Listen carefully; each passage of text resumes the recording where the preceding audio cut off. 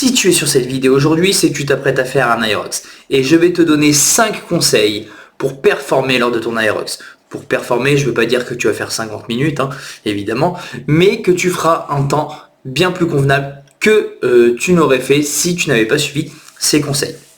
Premier conseil, si tu fais que des sorties run longues, 10-12 km, etc., eh ben tu fonces droit dans le mur. L'aerox, c'est une course fractionnée. 8 fois 1000 mètres et pas une fois 8000 mètres. Tu as entre chaque 1000 mètres des stations, évidemment. Mais la course, c'est 1000 mètres à chaque fois. Donc, travaille sur ton 1000 mètres. Continue de faire des sorties longues. Une fois par semaine, ça suffit largement. De façon à travailler ton endurance fondamentale qui fera ta capacité aérobie. Ok ? Mais sinon, il faut que tu arrives sur du 1000 mètres à tenir une cadence que tu es capable de reproduire 8 fois, mais que tu serais incapable de tenir sur 8000 mètres d'un coup. Ok ? En gros, c'est ça le but. Améliore ton temps sur des 1000 mètres. Il ne faut pas que tu termines dans le rouge, évidemment, à chaque 1000 mètres.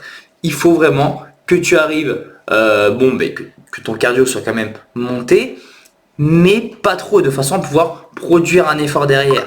Il ne faut pas que tu te cartouches. Mais en revanche, il faut que tu aies un temps sur du 1000 mètres qui soit inférieur au temps que tu fais sur du 8000 mètres. En gros, quand je dis un temps inférieur sur du 8000 mètres, c'est-à-dire tu décomptes au kilomètre. Hein. Par exemple, si tu fais 40 minutes à faire 8 km, ça fait du 5 minutes au kilo. D'accord ? Eh ben toi, quand tu vas travailler tes 1000 mètres, il faut que tu sois à moins de 5 minutes au kilomètre. Ça marche ? Ok. Conseil numéro 2. Travaille ta force. En effet, si tu ne travailles pas ta force, tu vas t'écraser comme un moustique sur le sled lorsque tu vas devoir le pousser et lorsque tu vas devoir le tirer, eh bien, il ne va pas bouger d'1 centimètre. Ok ? Il est important que tu travailles ta force sur ta chaîne post, mais aussi sur ta chaîne antérieure. Sur ta chaîne antérieure, tu en auras besoin parce que sur tous les mouvements de presse lors des burpees, plus tu seras fort et endurant, moins tu galéreras à te lever, moins tu t'essouffleras. Ça, c'est pour les burpees. Mais pour les sleds, il faut que tu développes ta force au niveau de tes quadris, au niveau de tes grands fessiers et ton gainage, parce que c'est ton gainage qui fera le transfert de puissance. En revanche, sur le tirage, il faut que tu travailles ta chaîne post à mort. Ton dos, toujours ton gainage aussi, mais aussi ton dos. Fais du rowing, fais du deadlift. Le tirage, c'est une extension de hanche. Tu attrapes la corde, tu fais une extension de hanche. Dès que tu es tendu, tu recules. Essaie pas d'y aller embrasser, tu vas te crever les biceps pour Walou.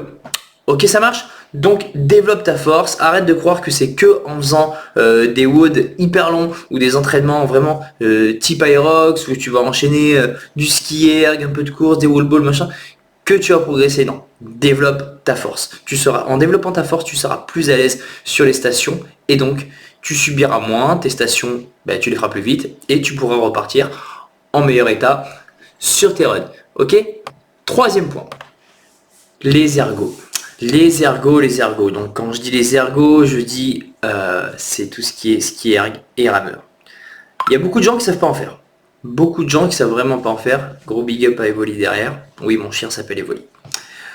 Beaucoup de gens ne savent pas faire d'ergo. Sur le rameur, je vous vois enchaîner les tirages. Sur le ski erg, pareil.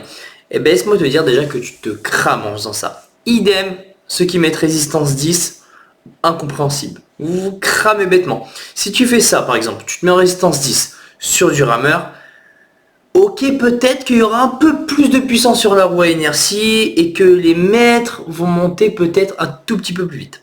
Mais ça se joue à rien du tout. Ça se joue vraiment à que dalle. Par contre, tes jambes, elles vont plus se gorger.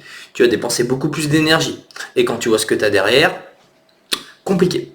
Mets-toi en résistance 4-5. Tire fort. Donc, le rameur, pour rappel, triple extension. Tu as 3 mouvements. Tu pousses avec tes jambes, tirage en dos, tirage en bras. Ok ? C'est une extension de hanche aussi. Et tu reviens tranquillement. En haut, à droite de ton écran, tu as affiché ton nombre de tirages à la minute. Il ne faut pas qu'il dépasse 30. Si tu dépasses 30, c'est que tu commences à aller à rythme un peu vite. Alors, si tu es à 31, 32, ça passe encore. Mais par exemple, si tu as 35, 40, 40, c'est trop, c'est beaucoup trop. Tu laisses pas la roue tourner. C'est pendant que la roue elle tourne que les mètres montent. Donc tire fort et reviens tranquillement, laisse la roue tourner. Et toi pendant que tu reviens, tu vas chercher de l'amplitude et de 2, tu vas récupérer un petit peu. Tu respires tranquillement lorsque tu reviens et tu tires fort. Ok? Idem sur le ski erg. Tu tires fort. Et là, important d'être un peu fort en triceps et en chaîne poste. Tu tires fort et tu reviens tranquillement. Pareil, résistance 4-5. Allez, 6 si t'es balèze, mais pas plus. Pas plus. 4-5. Tu tires fort et tu reviens peinard. Tu respires et là, boum, tu renvoies un gros tirage. Et la roue, elle tourne. La roue à inertie, elle tourne, elle tourne, elle tourne. Et tes mètres montent. Sur le ski erg, un peu moins de temps de remonter que sur le rameur. Donc, il faut que tes tirages soient entre, allez, je dirais, si je devrais donner une grosse fourchette, 28 et 34-35. Pas plus. Pas plus, sinon après là, tu commences à vraiment te cramer. Ok? Sinon, si tu tires comme un malade, tu risques de te gorger, tu vas te fatiguer les triceps et un peu tes lombaires aussi.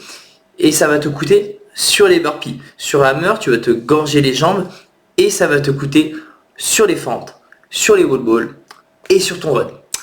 Donc voilà. Quatrième point, et ça va être le plus rapide et le plus simple, sur les farmer carry. Les farmer carry, déjà, chope tes kettlebells dans l'angle. Ok? Tu subiras moins le poids parce que du coup ça sera un peu plus fixe que si tu les prenais au milieu où tu vas devoir aller chercher un certain équilibre, ça va balloter et tu vas subir un peu plus le poids. En revanche par contre ça c'est pas un truc où tu dois faire 10 000 breaks, hein. Tu peux pas les prendre, faire 10 mètres, poser. Là tu les attrapes, ok. Ça c'est ton grip et tes trapèzes qui vont rentrer en jeu. Et là tu débranches. Tu fais aller un break max, mais tu les attrapes et tu traces. T'as pas de montée, c'est sur du plat. Tu envoies. J'en vois trop qui cherchent un petit peu à s'économiser sur ça, alors que c'est l'exercice le moins coûteux. Il ne faut pas s'arrêter. Bon, allez, tu fais un break à la limite, ok. Tu fais un tour, break, et tu rends kick direct. Mais franchement, si tu mets plus de 2 minutes à faire ça, c'est que tu t'es pas préparé. Ok? Parce que vraiment, le farmer carry pour moi, c'est la station la plus simple, mais la plus simple.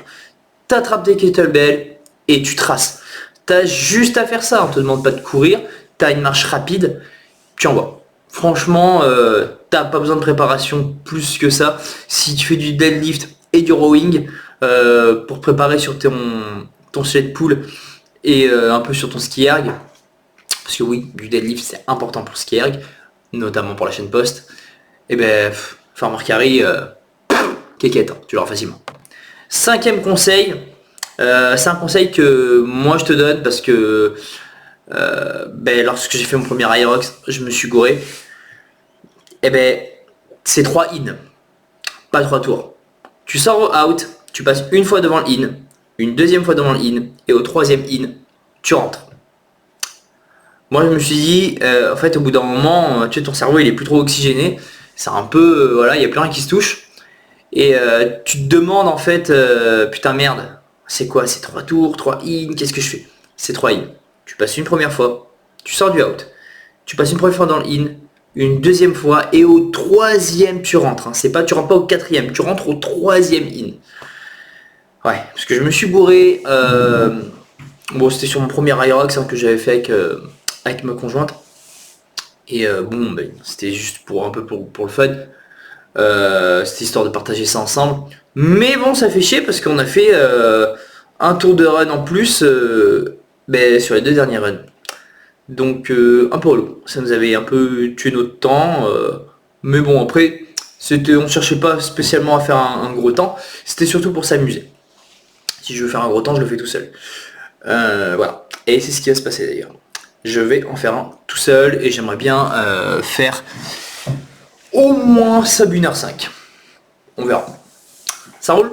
Ok, voilà, en tout cas c'était tout. Allez, un dernier petit tips pour les fentes. Les fentes, si tu fais du back squat et si tu fais, ou du front squat d'ailleurs, des fentes avec une barre sur le dos et un peu plus lourd, voilà, le sac de 20 kg, il va rien te faire. Voilà, c'est tout. Les burpees, fais des grands sauts plutôt que des petits sauts. Ça t'économisera, donc il faut que tu fasses un peu de travail de pliométrie en amont.